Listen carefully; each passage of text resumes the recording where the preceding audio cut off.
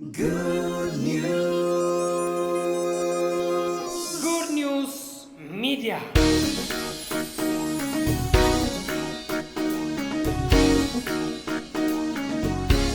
ሁለት ተከታታይ ሳምንቶችን ስንማር ነበር። ዘርና መሬት እያልን ስንማር ነበር። ዘርና መሬት እና ዛሬ ጠቅለል አድርጌ ሙሉን የሶስቱን ሳምንት የዛሬንም ጨምሬ የሶስቱንም ሳምንት ጠቅለል አድርጌ አንድ ነገር ሰጣችኋለሁ።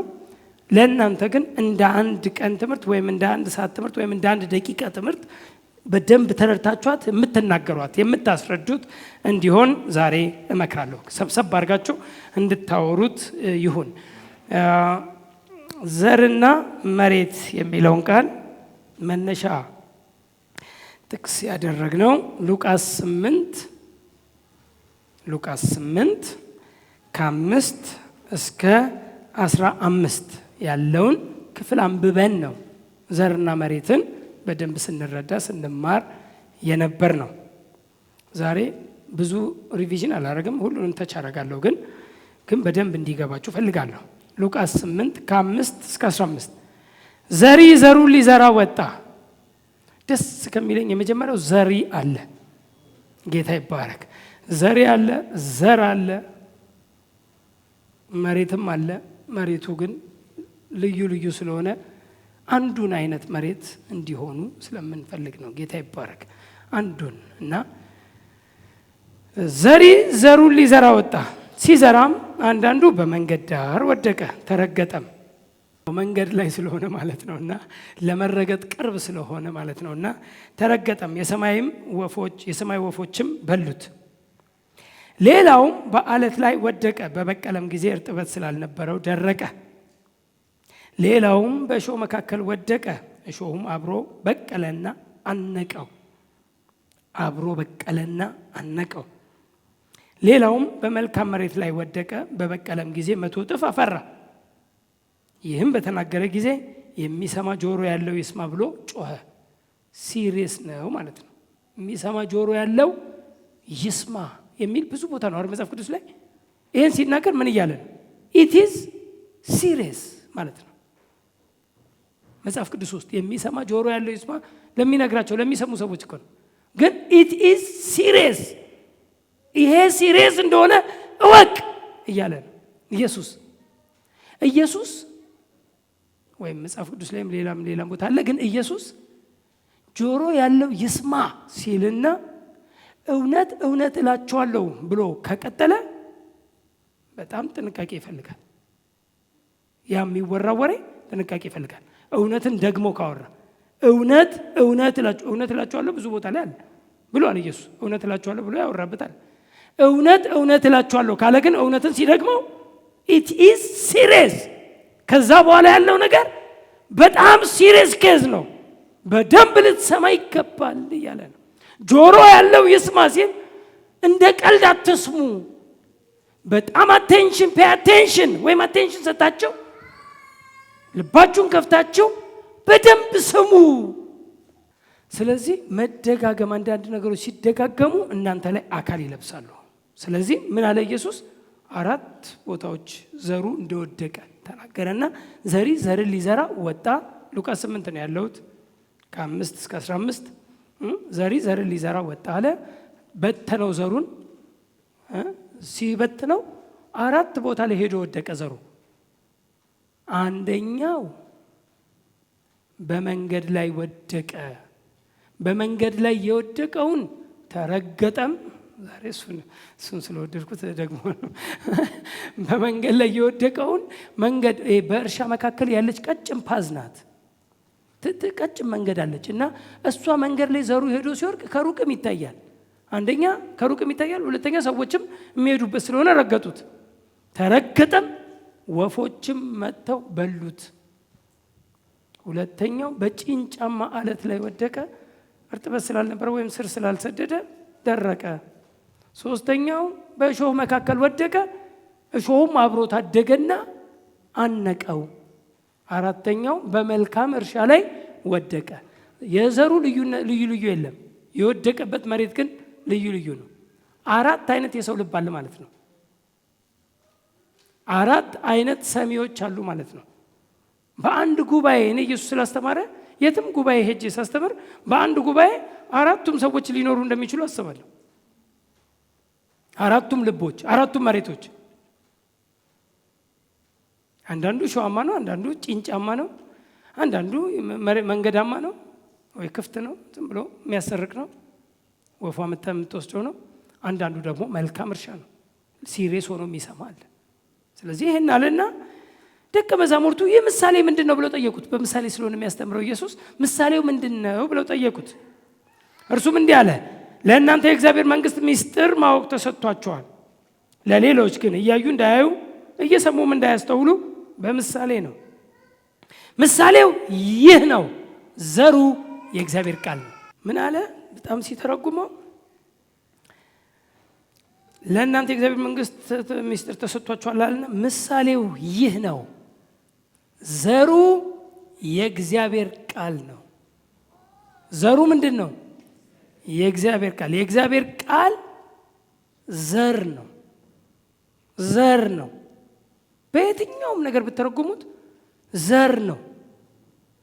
አንደኛው እዚህ ጋር አሁን በዋናነት እያስተማረ ያለው የመንግስትን ወንጌል ሰምተው የሚቀበሉና የመንግስቱን ወንጌል የሚያተርፉበት ሰዎች እንዳሉ፣ አንዳንዱ ደግሞ በተለያየ ነገር እንዲሁም ደግሞ ወደ ቤተክርስቲያንም ደግሞ ስታመጡት ወደ ቤተክርስቲያን ብናመጣው ደግሞ የተለያየ ያሰማም ወይም የቃል አቀባበል ሁኔታቸው የተለያየ ደረጃ ያላቸው ሰዎች እንዳሉ አሰማማቸው። አንዳንዱ እንደ ቀልድ ይሰማና ሲወጣም የሚያሰርቅ ምን ነበር የተማርከው ሲባል ከ2 ሰዓት በኋላ መናገር የማይችል የሚያሰርቅ ሲወጣ የሚወስድበት ወፏ መታ ዘሩን ወሰደቻል። ሰይጣን መጥቶ ከልባቸው ላይ የተዘራውን ቃል ይወስዳል እንዳይበቅል አምነው እንዳይድኑበት ቃሉን ይወስድባቸዋል ብሎ ኢየሱስ እየተረጎመ በደንብ አድርጎ ያስተማረበት ነው። እና በተለያየ አይነት ምክንያት አለ፣ ግን ዘሩ የእግዚአብሔር ቃል ነው። እስቲ ሁላችሁ በሉት እስቲ ዋው! በጣም ዘሩ ውስጥ ኃይል አለ፣ ፖቴንሻል አለ፣ ወደ ፍሩት ሊቀየር ወደ ውጤት። እኔ ሁልጊዜ ብዙ በቆሎ አንዲት ቅንጣት በቆሎ አፈር ውስጥ ገብታ ስትወጣ እንደው እኔ ብዙ ጊዜ ያየሁት እሱ ስለሆነ በቆሎ እንትን ምንድነው በአንዱ አገዳ ላይ በዚህ ጋም አሉ። አንዱን ደግሞ ቆርጠ አንዷ እኮ ናት እሷ። አንዱን ደግሞ ቆርጠ ስትልጠው ምን ያህል ብዙ እንደሆነ አስበው። ብትቆጥረው መቁጠር ማትችለው አንዱ በቆሎ እሸት ውስጥ ያለው ፍሬ ብዛት አንዷ ሲድ ውስጥ ብዙ ውጤት እንዳለ በአንዱ ዘር ውስጥ እና የእግዚአብሔር ቃል በእውነት ያልተጠቀምንበት መሳሪያ ቢኖር ያልተጠቀምንበት ፖቴንሻል ፓወር ቢኖር ያልተጠቀምንበት ነገር ቢኖር የእግዚአብሔር ቃል ብንጠቀምበት የሚያስተርፈን ብንጠቀምበት ብዙ ነገር ልንሰራበት የምንችል የታጨቀ full of power ዘሩ የእግዚአብሔር ቃል ነው። በመንገድ ዳር ያሉት የሚሰሙ ናቸው። በመንገድ ዳር ያሉት ሰዎች የሚሰሙ ሰዎች ናቸው። ከዚያም በኋላ ዲያብሎስ ይመጣል፣ አምነውም እንዳይድኑ ቃሉን ከልባቸው ይወስዳል። በዓለትም ላይ ያሉት ሲሰሙ ቃሉን በደስታ የሚቀበሉ ናቸው።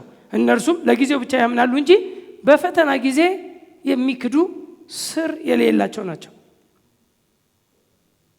በፈተና ጊዜ የሚክዱ ሲቀበሉ በደስታ በጣም ፕሮይዝ ጋድ እያሉ ይገርማል እያሉ በጣም ደስ የሚል ነው እያሉ ዋው እያሉ በደስታ ይሰማሉ። በደስታ መስማት መጽሐፍ ቅዱሳዊ ነው።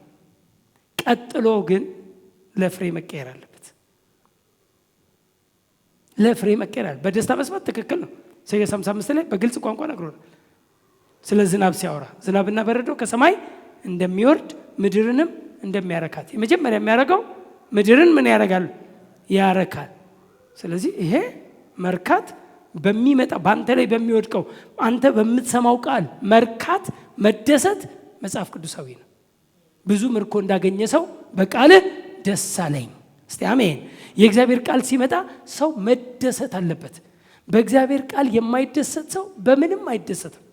በተለይ አማኝ ሆኖ የእግዚአብሔር ቃል ሲወራ ያውም ስለ እርሱ ትክክል የሆነ ቃል፣ በእርሱ ትክክል የጸጋው ቃል፣ የሕግ ቃል። በብሉይ ኪዳን ጊዜ እኮ የሕጉን ቃል ከማለዳ ከጠዋት ጀምረው እስከ ቀትር ድረስ ቆመው አሜን አሜን እያሉ ቃሉን ይሰሙ ነበርኩ ይላል ነህምያ 8 ላይ። ቀኑ ሙሉ ቆመው ቁጭ ብለው አይደለም፣ ቆመው ቃሉ ወይም ሕጉ ሲነበብ፣ ሲሰበክ እኮ አይደለም። ምን ይሰበካል? ሕግ ይነበባል። ብሉይ ኪዳን ሲነበብ ብሉይ ኪዳን በቃ እና ያ ሲሰብ እነሱ ቆመው የእግዚአብሔር ቃል በጣም ሃንገር ነበራቸው። የኛ ደግሞ በጸጋው ዘመን ያለን የጸጋውን ቃል ስንሰማ በክርስቶስ ዳግመኛ ተወልደሃል ሲባል 3 እኮ መገልበጥ ነበረበት። ሰው እንደንትን እኮ መስማት እኮ የለበትም። በክርስቶስ በማመን ዳግመኛ ልደትን ያገኛችሁ የእግዚአብሔር ልጆች ናችሁ፣ ክቡሮች ናችሁ፣ የተባረካችሁ ናችሁ፣ በአብ ቀኝ የተቀመጣችሁ ናችሁ፣ አሸናፊዎች ናችሁ፣ የሰላም ሰዎች ናችሁ ሲባል የጸጋው ቃል በሚወራበት ጊዜ በክርስቶስ የሆነው በክርስቶስ ያገኘነው እውነት ለኛ ሲነገር ምን አይነት መሬት ነው መሆን ያለብን? ምን አይነት መሬት? ቃሉ መሬት ጠብ እንዳይል። በሳሙኤል ዘመን እኮ እንደዛ ነው።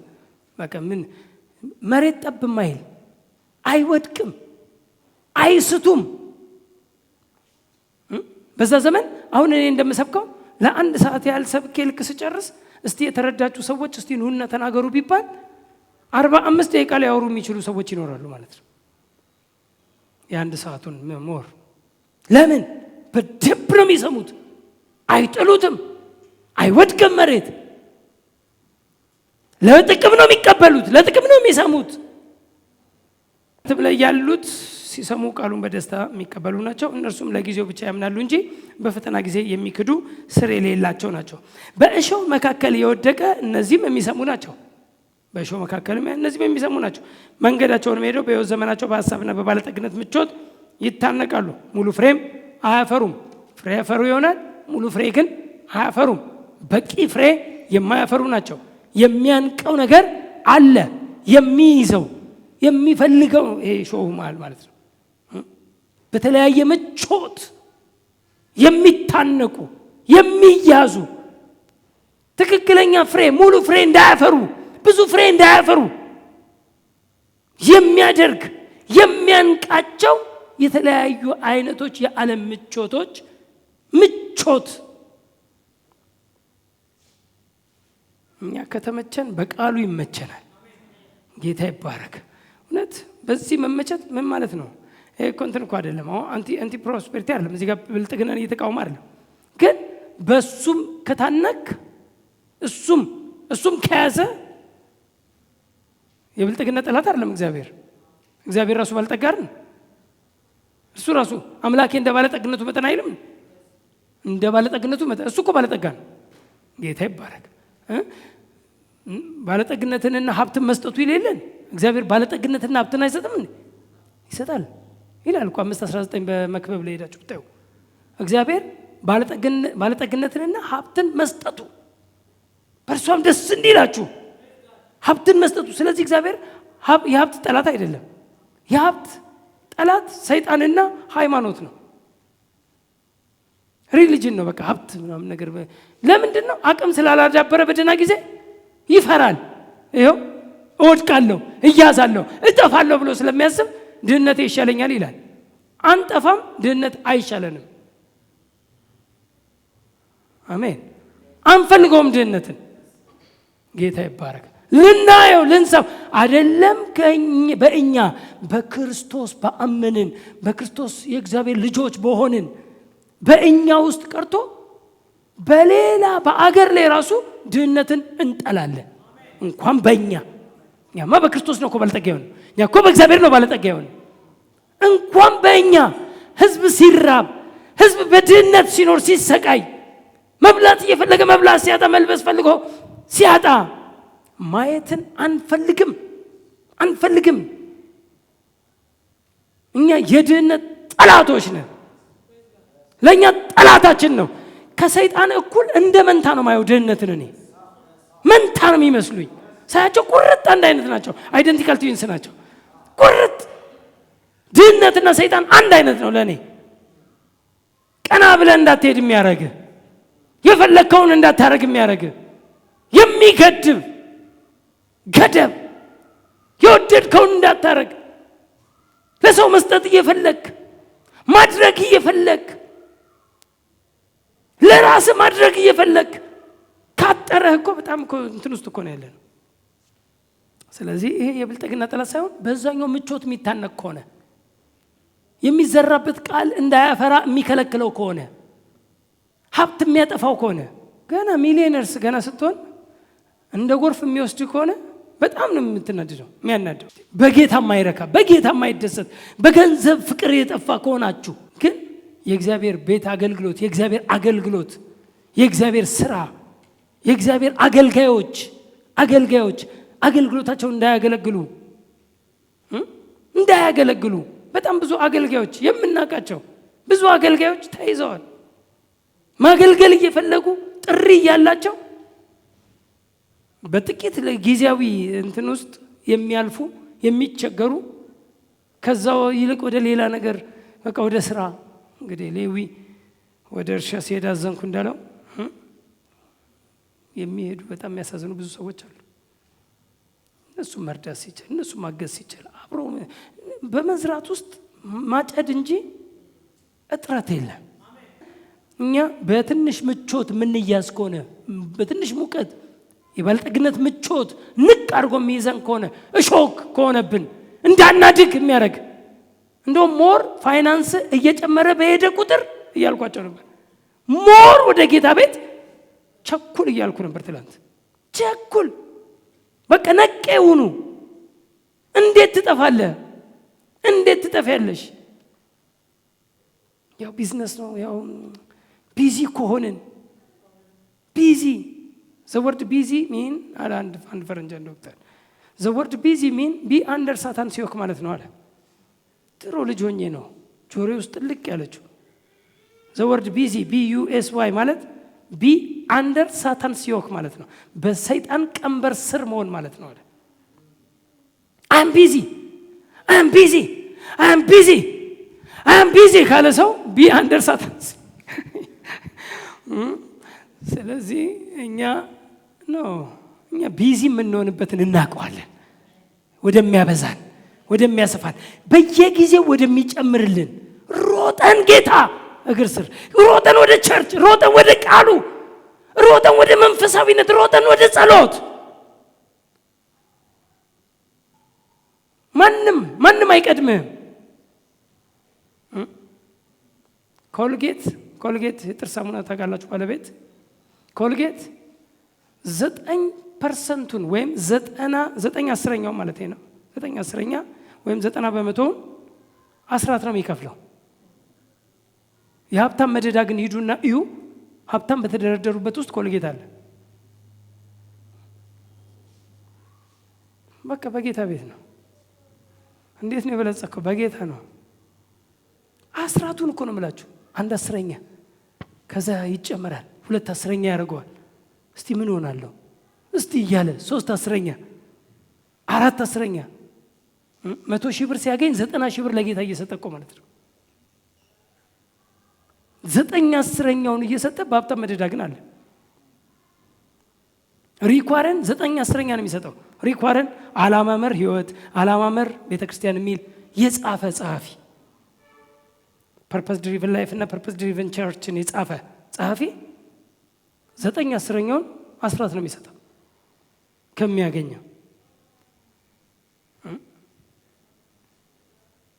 እና የአሜሪካ መንግስታቶች ሲመረጡ የሚጸልይ ነው። ኦባማ ሲመረጥ እሱ ነው የጸለየው። ለጌታ አሳልፎ የሰጠው እሱ ነው። ያኔ ማለት የከበሩ ናቸው። በእግዚአብሔር ፕሪንሲፕል እየኖርክ በጌታ ቤት ውስጥ እንትን ይሆንክ ፋይናንስ ጌታ ላይ ካልሆነ አንተ ላይ ብቻ ለመቆለል ብቻ ከሆነ ለአንተ ብቻ የምታስብ ከሆነ ተሸውደሃል፣ ትበላለህ። በዚህ በማየው ምቾት ትያዛለህ። ይሄ ምቾት ደግሞ ሊያጠፋ ይችላል። ይኸው ሙሉ ፍሬም አያፈሩም። በመልካም መሬት ላይም እየወደቀ እነርሱ በመልካም እና በበጎ ልብ ቃሉን ሰምተው የሚጠብቁት፣ እስቲ አሜን፣ የሚጠብቁት በመጽናትም ፍሬ የሚያፈሩ ናቸው። እስቲ መልካሙ መሬት ነኝ በሉኝ እስቲ። አዎ ቃል ሲወድቅብኝ በሉ። የእግዚአብሔርን ቃል ስሰማ ላሰላስለው፣ ላደርገው፣ ልናገረው፣ 100 እጥፍ ላፈራበት በእኔ ውስጥ አለ። አሜን። እውነቴን እኮ ነው የምነግራችሁ። በቃ ቃሉን ሲሪየስ ሆነን የመጣው ቃል ከመጣበት ፐርፐዝ በላይ ወይም የእግዚአብሔር ቃል እናንተ ላይ ሲወድቅ የእግዚአብሔር ቃል እናንተ ስትሰሙ ለመቀበላችሁ መጀመሪያ እኔ ለምሳሌ መልአኩ ገብርኤል ለማርያም መልእክት ተልኮ መልእክተኛው መጥቶ የምስራች በነገራት ጊዜ እሷ ስጠይቀው ዝም ብሎ ከእሷ ጋር ነው የቆየው። እኔ ምን አይነት ሰላምታ ነው እኔ ሰምቼ አላቅም፣ እኔ እንዴት እንደዚህ ምናምን እያለችው ጠይቀዋለች። እሱም ይመልስላታል። ምን አይነት ሰላምታ ነው እኔ ወንድ አላውቅም እኔ ምናምን ትለዋለች። ስትለው ልክ እሷ ቃሉን አሜን እንደ ቃል ይሁንልኝ ብላ ስትቀበል ነው መልአኩ የሄደው። በኢሳይያስ ላይ የምታውቁት ቃል አለ እና አንብበው እስቲ። በጣም ሪች ስለሆነ እሱ ሀሳብ እሱን እንደው ብናየው ጥሩ ነው። ኢሳይያስ 55 ቁጥር 10 ዛሬ ምን ልላችሁ መሰላችሁ?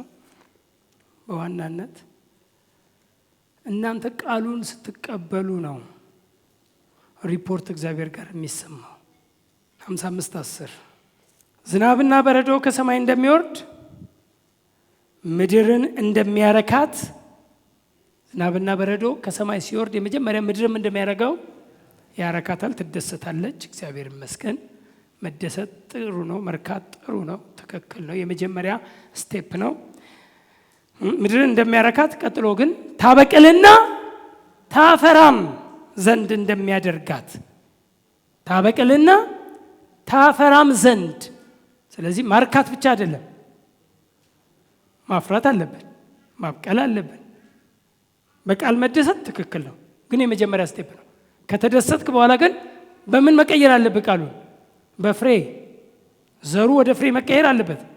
ታበቅልና ታፈራም ዘንድ እንደሚያደርጋት ዘርንም ለሚዘራ እንጀራንም ለሚበላ እንደሚሰጥ እንጂ ወደ ሰማይ እንደማይመለስ። እችን የፈለግኩት ዝናብና በረዶ ከሰማይ መጥቶ ወደ ሰማይ ይመለሳል አለ። ይሄን ነው እኮ የሚናገረው እዚህ ጋር። ከሰማይ ይመጣል ወደ ሰማይ ይመለሳል አለ። የመጣው የመጀመሪያ ምድርን ሊያረካ ነው። ቀጥሎ ታበቅልና ታፈራም ዘንድ እንደሚያደርጋት፣ ከዛ ለዘሪ ዘርን ለመብላትም እንጀራ እንደሚሰጥ፣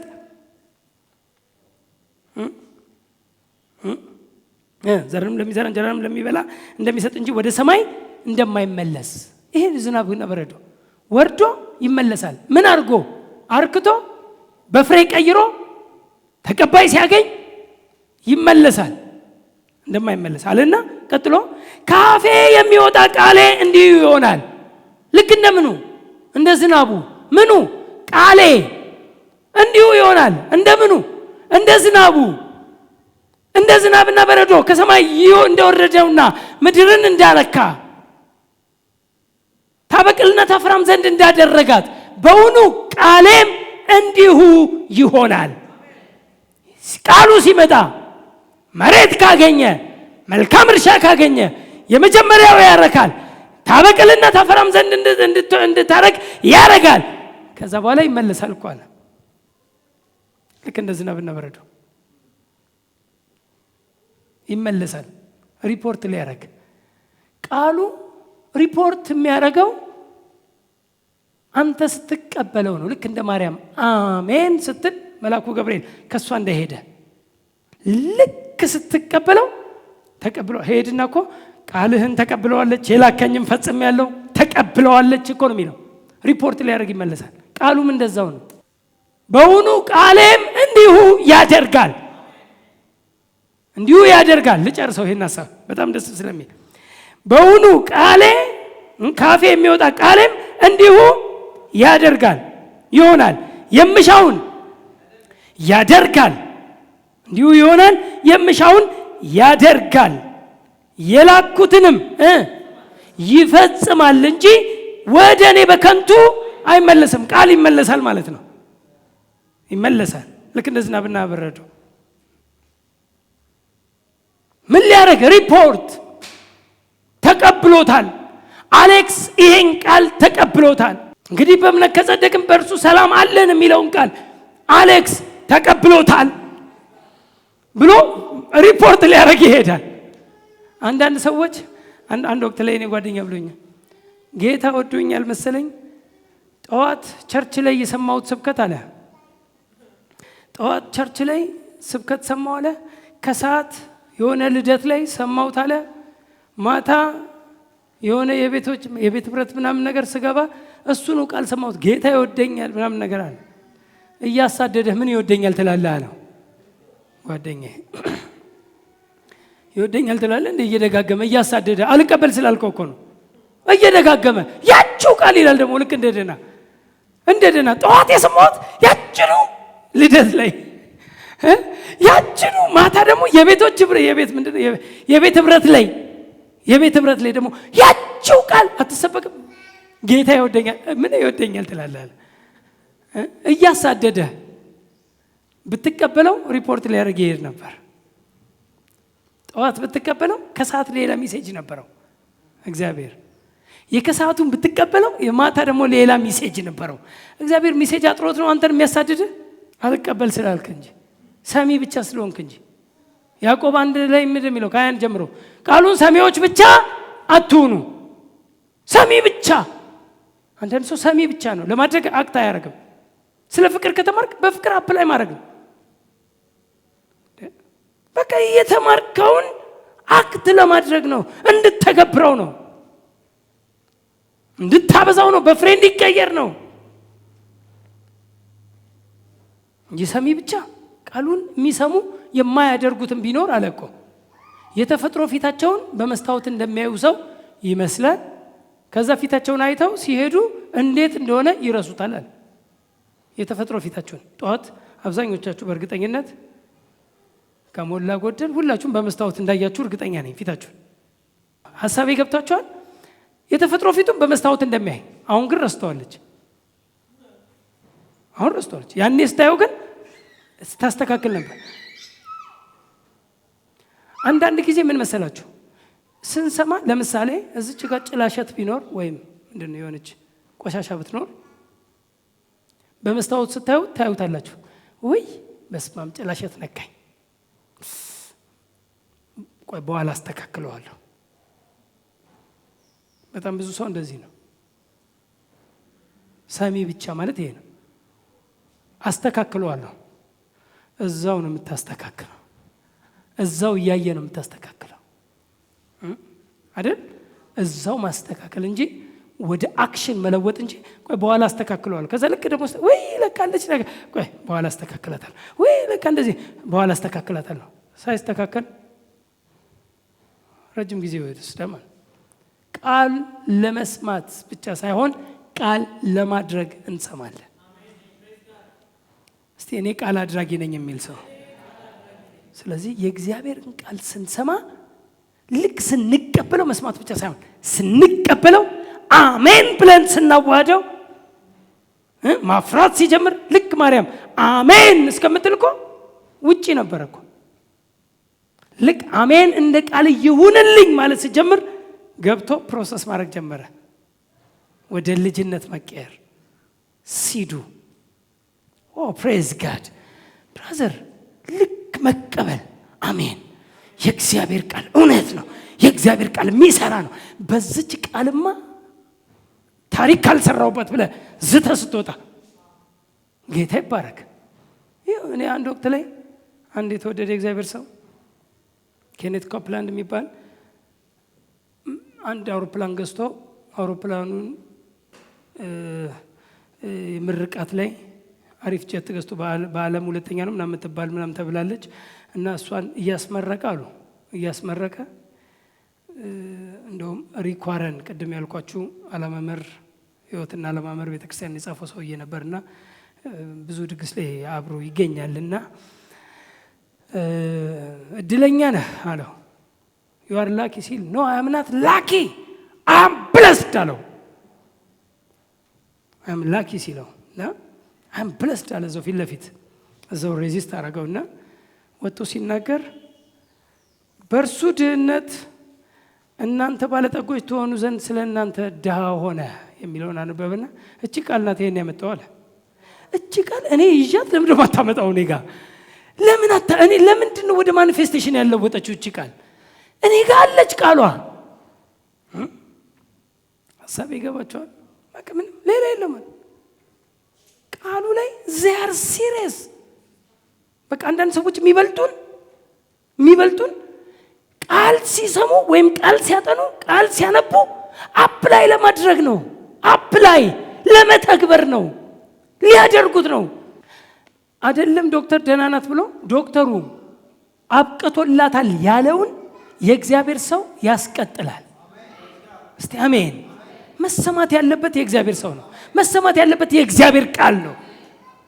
ጌታ እንደ በቃ ዶክተሩ ጨርሳለች ቢል አብቅቶላታል ምንድነው ኤክስፓየር she's expired ብለው እንደሚሰጡ ብለው ሲሰጡ አምጥተ ኤክስፓየር አታረግማ ብለ ስትናገር እግዚአብሔር እንዴት ካንተ ጋር አግሪ እንደሚያደርግ ያለ እምነት እኮ እግዚአብሔር እንደስ ማሰኘት አይቻልም ማለት እኮ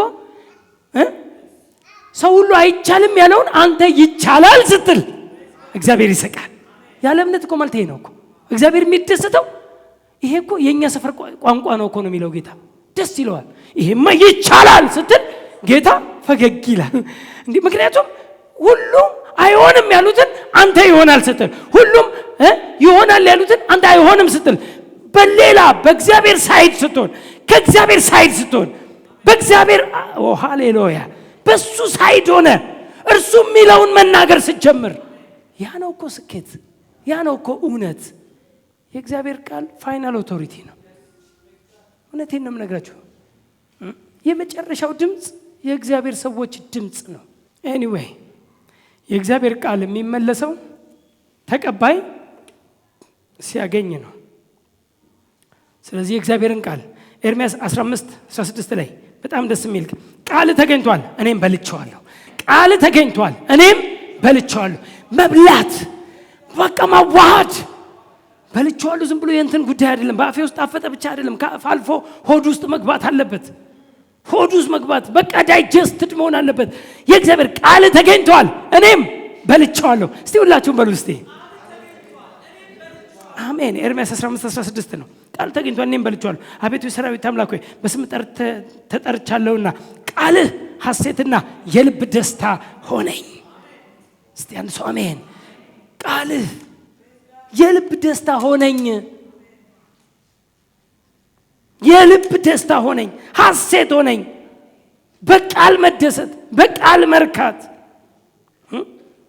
ስለዚህ እግዚአብሔር ቃል በእናንተ ላይ ሲወርቅ ለማድረግ ለመታዘዝ መዘጋጀት። አዲሱ መደበኛ ትርጉም 119:57 ላይ በ119 ያው ስለ ቃሉ የተጻፈበት መጽሐፍ ነው። 119 የምታውቁት ነው። ስለ ቃሉ ብዙ የተጻፈበት ብዙ ቨርስስ ወይም ቁጥሮች ያሉት ክፍል ነው እና እዛ ላይ ቁጥር 57 ላይ እንዲህ የሚል ቃል አለ በአዲሱ መደበኛ ትርጉም እግዚአብሔር እድል ፈንታዬ ነው፣ ቃልህን ለመታዘዝ ቆርጫለሁ።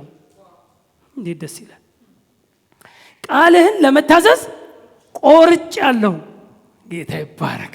ቃልን ለመታዘዝ ቃሉን ለመስማት ብቻ አይደለም። አንዳንድ ሰዎች ለመስማት ቆራጦች ናቸው። ጥሩ ነው። ሳይሰማ እምነት የሚመጣው ከመስማት ስለሆነ ያለ ሳይሰማ እምነት የለም፣ ሳይሰማ አክሽን የለም። ግን መስማት ብቻ እንዳይሆን ብዬ ነው እንጂ ቢሰሙ ይላል አይደል፣ ቢያገለግሉትም እድሜያቸውን በልማት ዘመናቸውን በተድላ ይፈጽማሉ አይደል። ቢሰሙ ቢያገለግሉትም ወደ አክሽን ቢቀየር የሰሙትን ሰሚ ብቻ ባይሆኑ ሰምተው አክት ቢያደርጉ ዘመናቸውን በተድላ እድሜያቸውን በልማት ይጨርሳሉ።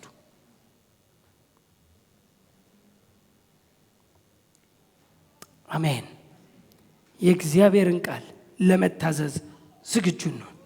የእግዚአብሔርን ቃል ለመቀበል ዝግጁ ነው። የተዘጋጀ ልብ ላይ ዘሩ ሲወድቅ ብዙ ፍሬ ያፈራል።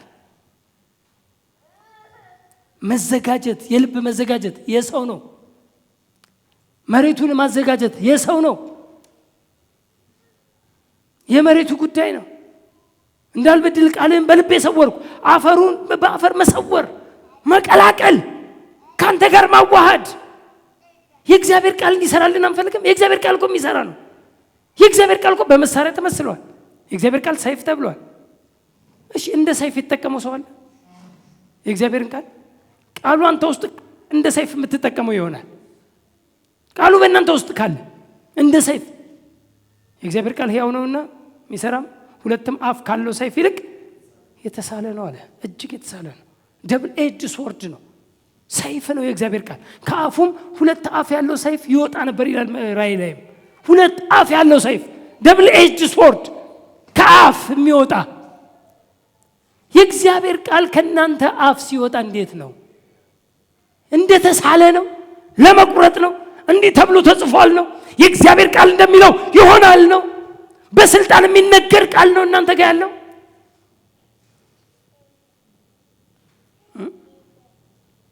በሽታ መጥቶ ሲለጠፍብህ በመገረፉ ቁስል ተፈውሻለሁ። ቃሉን የቃሉን ሰይፍ እያወጣ የምትቆርጥበት ነው።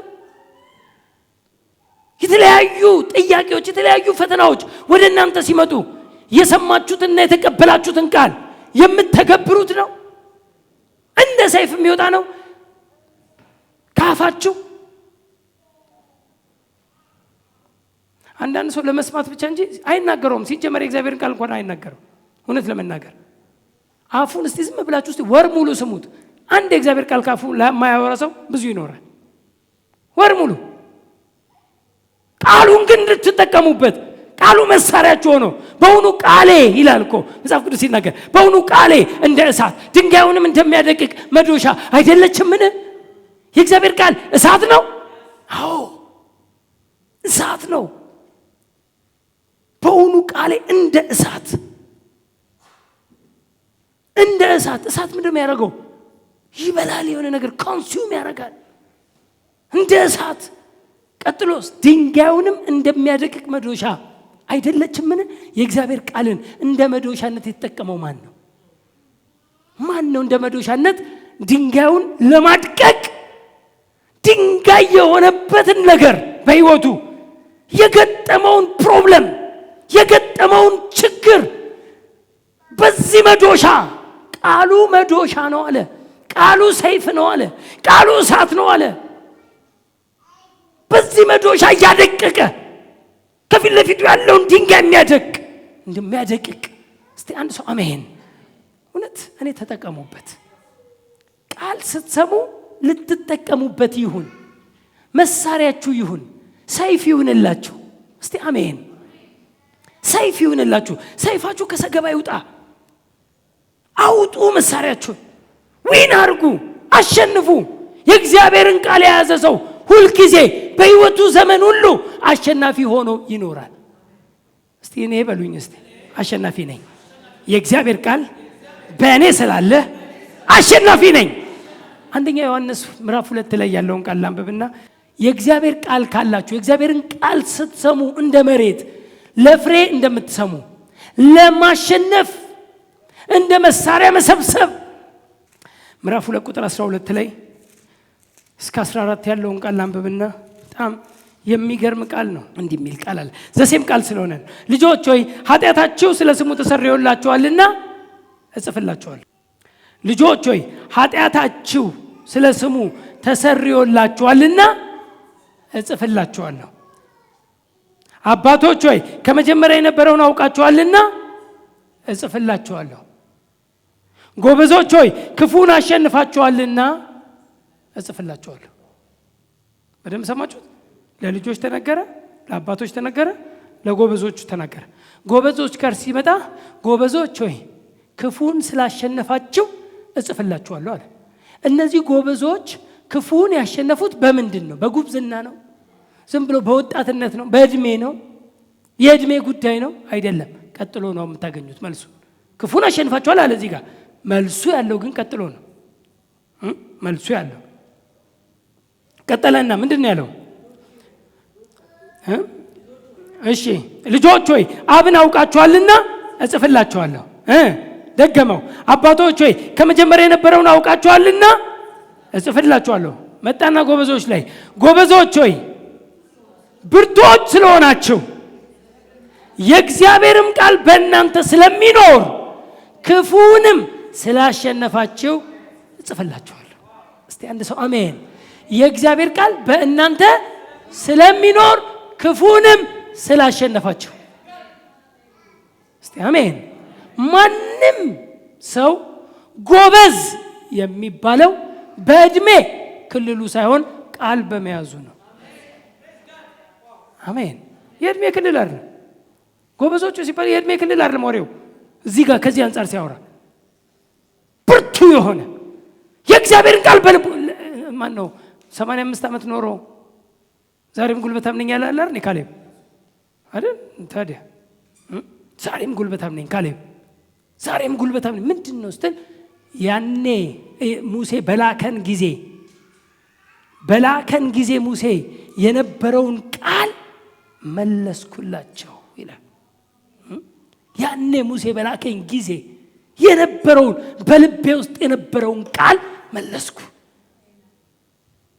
85 ዓመት አይደለም 185 ያኖረዋል። ቃል ከያዝክ ብርቱ ነህ። ቃል በልቡ ይዞ የሚዞር እርሱ ብርቱ ነው። ልብ ውስጥ ምንድን ነው ያለው? ለምሳሌ በሽታ ልክ ሲመጣ ቶሎ የሚታየህ የትኛው ነው? መጸለይ ነው? በመገረፉ ቁስል ተፈውሳችኋል የሚለው ቃል ነው ቶሎ የሚመጣብህ? ወይስ ነስሮ ክሊኒክ? ቶሎ የሚመጣብህ ቶሎ ቦክ የሚልብህ ብራዘር ያመንከው ነው ልብ ውስጥ ያለው። ችግር የለም ሐኪም ቤት መሄድ እኮ አሁን ስህተት ነው እያልን አይደለም። ሄዱ እሱ አይደለም ግን መጀመሪያም ይመጣል የሆነ ነገር ፋይት ለማድረግ ፋይት የምታደርገው በሐኪም መድኃኒት ወይስ በምናምን ወይስ በቃሉ ሰይፍ አሸናፊ የሚያስብልህ ብርቱ የሚያስብልህ ብርቶች ስለሆናችሁ የእግዚአብሔርም ቃል በእናንተ ስለሚኖር ክፉንም ስላሸነፋችሁ። ጳውሎስ ለጢሞቴዎስ ሲመክረው መልካሙን የእምነት ገድል ተጋደል አለው። ፋይት ኤ ጉድ ፋይት ኦፍ ፌዝ። መልካሙን የእምነት ገድል ተጋደል፣ ፋይት አርግ። ፋይት እኮ ይፈልጋል። እኛ እኮ ከፋይት እኮ አልወጣንም። ፋይታችን ምንድን ነው እንጂ ማወቅ ያለብን ከፋይት እኮ እንላላረግ። ምን ማለት ነው? አንዱ ኢየሱስ ያልጨረሰው እኛ ገና የምንጨርሰው አይደለም ጦርነቱ። ኢየሱስ ጨርሶ ለኛ የሰጠንን የማስጠበቅ ጦርነት ነው። ርስትን የማስጠበቅ ርስቴን ማስጠብቃለሁ። ጤንነት ሰጥቶኛል። አዎ በመገረፉ ቁስል ተፈውሻለሁ። ጤንነቴን የማስጠበቅ እንጂ ጤንነትን ለማግኘት የምታገለው ትግል የለኝም። እኔ ጤናማ ነኝ። ጌታ ይባረክ። እኔ የሰላም ሰው ነኝ። ደስተኛ ነኝ። ርስታችሁን ቁጠሩ። በጣም ብዙ ርስት ተሰጥቷቸዋል። ርስትን ተቀበልን አለ። ርስት ማለት የእናንተ ያልነበረ የእግዚአብሔር የነበረ ለእናንተ የተሰጠ የአባታችሁ የሆነ ለእናንተ የተሰጠ እሱ ርስት የማስጠበቅ ኃላፊነት የእናንተ ነው፣ የኛ ነው። ርስትህን አስጠብቅ፣ ርስትህን ጠብቅ። ርስታችንን ልንጠብቅ ይገባል። ፕሬዝ ጋድ። ስለዚህ ጦርነቱ ርስትን የማስጠበቅ የሆንከውን እንዳልሆንክ የሚነግር የሆንከውን እንዳልሆንክ የሚሸነግል ሽንገላ በእውነት ላይ የሚዋሽ ብዙ ነገር አለ። እጥረት ኪስህ፣ እጥረት አካውንት፣ እጥረት በቤት ሲመጣ በእውነት ላይ እየዋሸ ነው። ያዕቆብ ላይ በእውነትም ላይ አትዋሹ ይላል። እውነት ላይ ውሸትም ይባላል። በእውነት ላይ መዋሸት የሚባል እውነቱ ምንድን ነው? የእግዚአብሔር ቃል ያለህ ነው። ለምን? የእግዚአብሔር ቃል እውነት ነው። ቃልህ እውነት ነው። በእውነትም ቀድሳቸው ነው የሚለው። እውነቱ ቃሉ እንጂ ቃሉ የሚልህ እንጂ ኪስህ የሚልህ አይደለም። እጥረት መጥቶ በተለያየ ነገር ሲነግርህ በአንድ ጊዜ መጥተህ ፓስታ ሆነ እኔ ዳ አትበል። አይደለህም። እሱ በእውነት ላይ የሚዋሽ ውሸትን አትቀበል ፋይት አርግ ኖ እኔ ለብዙ አሕዛብ አበድራለሁ እንጂ ከማንም አልበደርም እስቲ አሜን ቋንቋ ሌላ በእርሱ ድህነት እኔ ባለጠጋ እሆን ዘንድ እርሱ ድሃ የሆነው እኔ ድሃ እንደሆነ አይደለም እኔ ድሃ አይደለሁም ባለጠጋ ነኝ እርሱ ስለ እኔ ድሃ ሆኗል ክርስቶስ ስለ እኔ ቆስሎልኛል እኔ በሽተኛ አይደለሁም በሽታን አልሰማውም በሽታ እኮ አንተ ላይ ተለጥፏል መጥቷል እኮ ስለሌለ እኮ አይደለም እኮ ወሬው መጥቶ የተለጠፈብህ በሽታ አለ አንተ ግን እውነትን ትናገራለህ ወይስ መጥቶ የተለጠፈብህን ውሸት ይሄ ነው ፋይት a good fight of faith የእምነትን መልካሙን የእምነት ገድል ተጋደል መልካም የምትል ቃል ከቶበታል ጦርነት ብሎ መልካም አለን አዎ መልካም ውጤት የሚያስገኝ ጦርነት ነው ይሄ እስቲ አሜን መልካሙን የእምነት ገድል ተጋደል fight a good fight of faith የእምነት ነው አምነህ በጸናው ነገር ላይ ተቃራኒ ድምጾች ተቃራኒ ሐሳቦች ተቃራኒ ወሬዎች ተቃራኒ ነገሮች ሲመጡ አንተ በዛው ላይ መጽናት እስቲ አሜን ኖ አልሰማም እኔ የምሰማው የእግዚአብሔርን ቃል ነው እኔ በቃሉ ኖራለሁ ቃሉ ያለኝን ነኝ ቃሉ ከሚለኝ ውጪ አይደለሁም የእግዚአብሔር ቃል ነህ ያለኝን ነኝ የእግዚአብሔር ቃል ትችላለህ ያለኝን እችላለሁ የእግዚአብሔር ቃል ነህ ያለኝ ፖዚሽን ላይ በዛው ስፍራ አለሁ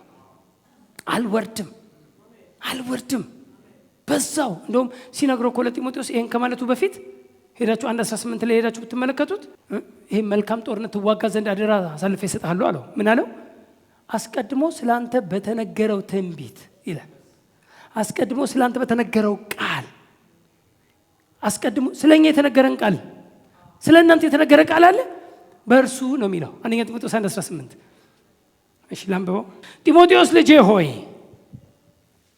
1:18 አንደኛ ጢሞቴዎስ 1:18 ጢሞቴዎስ ልጄ ሆይ አስቀድሞ ስላንተ እንደተነገረው ትንቢት በእርሱ መልካም ጦርነትን ትዋጋ ዘንድ ይህችን ትእዛዝ አደራ እሰጥሃለሁ እንዴት ደስ ይላል መልካም ጦርነት አዎ በምን አስቀድሞ ስለኔ በተነገረው ቃሉ ስላንቺ ምን ይላል በሱ ነው ፋይቱ በሱ ነው የእምነት ፋይት በቃል ነው የእምነት ጦርነት የሚካሄደው በእግዚአብሔር ቃል ነው ምክንያቱም እምነት ያለ እግዚአብሔር ምንድነው የእግዚአብሔር ቃል በሌለበት እምነት የለም እምነት የሚመሰረተው በእግዚአብሔር ቃል ላይ ስለዚህ ያመንከው ቃል አለ ማለት ነው የጸናህበት ቃል አለ ማለት ነው ከኔ ጋር ናችሁ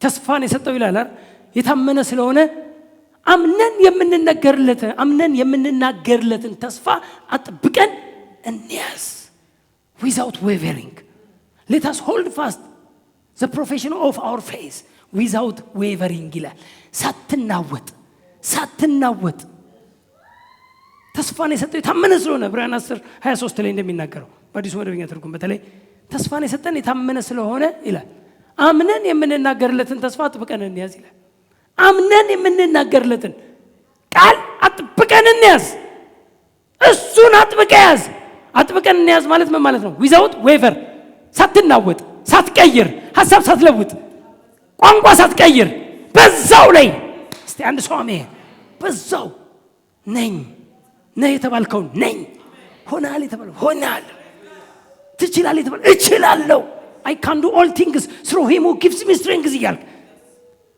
ሁሉም ማድረግ እችላለሁ ኃይልን በሚሰጠኝ በክርስቶስ ይልክ በወደደን በርሱ ከአሸናፊዎች እንበልጣለን ይልክ በእኔ ያለው በዓለም ካለው ይበልጣል ይልክ praise God ባንተ ያለው በዓለም ካለው ይበልጣል ስለዚህ የሚመጣ የዓለም ኢንፍሉዌንስ የሚመጣ የዓለም ጩኸት የሚመጣ የዓለም ጦርነት ወይም መንፈሳዊ ጦርነቶች ሁሉ እያሸነፍክ አሸናፊ ሆነ በድል አድራጊነት በድል ነሽነት ድል በመንሳቱ የሚያዞረን ይላል እስቲ አንድ ሰው አሜን ክርስቶስ ድል በነሳው አንተ ትዞራለህ።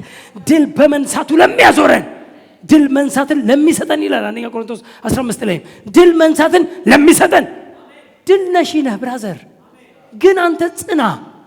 ግን ከመጽናት በፊት ምኑ ላይ ነው የምትጸናው? የምትሰማው የእውነት ቃልን አንተ ጋር እንደ ሀብት ልታጠራቅም ይገባል። ልትጠቀምበት በአስፈላጊ ጊዜ ልታወጣውና ልትጠቀምበት የምትችልበትን ኃይል መሳሪያ ባገኘህ አጋጣሚ ልትሰበስብ ይገባል። ልንሰማ ይገባል። ልንበላ ይገባል። ቃሌን ብላ ወይም ቃሉን አገኘሁት በላሁት ቃሌን ብላ አለኝ ይላል ሕዝቅኤል 3 ላይ ሜዳችሁ ውስጥ ተመለከቱ። ቃሌን ብላ አለኝ ቃሉንም አጎረሰኝ በአፌም ውስጥ እጅግ ጣፈጠ ይላል። በላሁት ኃይል ታገኛለህ ብራዘር። እስቲ ቃል ብላ። እስቲ ቃል ብላ ሲባል ደግሞ ይሄን ገንጥለ ብላ አይደለም አጥናው። ቃሉን ብላ። የእግዚአብሔርን ቃል ልንበላው፣ ሁሌ ልናሰላስል፣ ሁሌ ሜዲቴት ልናረግ፣ ሁሌ ልንናገረው። አፍህን ነው ቼክ የምናረገው። መስማትህን ማቀው አፍህ ነው። አመንኩ። ስለዚህ የማመን ምልክት ስትናገር ነው። አፍህ የመጀመሪያ እምነትህ መጀመሪያ አፍህን ያንቀሳቅሰዋል። አፍህን ያንቀሳቀሰው እምነት ተራራህን ያንቀሳቅሰዋል። እስቲ አሜን። ስለዚህ የትኛውም ፕሮብለም ቢመጣ፣ የትኛውም ተራራ ቢመጣ አስቀድማችሁ እኔ ሁል ጊዜ ተናገሩ። ቤታችሁ ዝም ብላችሁ አፋችሁ ዝም አይበል። አፍ ዝም አይበል። ኬኔት ግን ሁል ጊዜ እየሰሙ ሁሉ እያወሩ ካልሆነ በስተቀር እየሰሙ ሁሉ ከንፈራቸው ይንቀሳቀሳል ይባላል በልሳን እየሰሙ ሁሉ። ምክንያቱም ምንም ዲስትራክት ስለማያደርግ ልሳን እባክህ ይለዋል። አንተ እያወራህ እኮ ብራዘር። አፍህን አንቀሳቅስ። አፍህ ይንቀሳቀስ። ያመነውን እንናገር። አመንኩ ስለዚህም ተናገርኩ። አፋችን ይንቀሳቀስ። አፍህን ያንቀሳቀሰ እምነት በእርግጠኝነት እነግርሃለሁ የትኛውም ፕሮብለም ቢመጣ ያንቀሳቅሰዋል፣ ይነቅለዋል፣ ወደ ባህር ይወረውረዋል። ስለዚህ ዛሬ ተለማመዱ። ቃል ስትሰሙ በደንብ ለማድረግ ስሙ። አሜን። ስትሰሙ ለማድረግ ስሙ። ከሰማችሁ በኋላ ደግሞ ሁልጊዜ አፋችሁ ይንቀሳቀስ። በሰማችሁት ቃል ይህ በቃ ተናገሩ። በቃ ስትወጣ ተናገር። ጠዋት ስማ፣ ማታ ስትነሳ ተናገር። ቃሉን ዝም ብለህ አፍ ላይ ጌታ ይባረክ።